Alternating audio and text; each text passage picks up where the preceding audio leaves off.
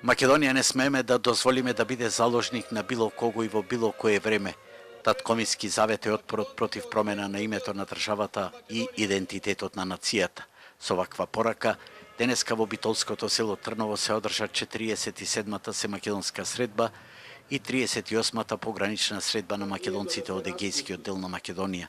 Председателот на Светскиот македонски конгрес Тодор Петров порача дека пратениците и министрите кои влегува во авантурата наречена Северна Македонија, што представува геноцид врз македонскиот народ и злосторство против човештвото, мора да знаат дека ќе завршат со доживотен затвор во Идрисово и со конфискација на имотот од семејството дома и во светот. Овој референдум што го организира владата Ела Крдија, пародија за нацијата и државата. Бараме Уставниот суд веднаш да утврди времена мерка до одлучувањето поради штетните последици од спроведувањето на референдумот по буџетот и даночните обврзници, слободите и правата и внатрешниот правен поредок.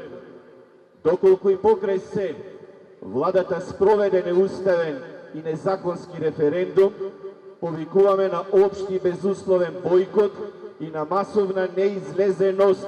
Со слична реторика обраќање има представниците на Матицата на иселениците, Сдруженијето на македонците од Егејскиот дел на Македонија во Битола, од Виножито и архимандритот Никодим Царкњас. Македонскиот народ гласа од е македоници наш. Не му треба други гласање.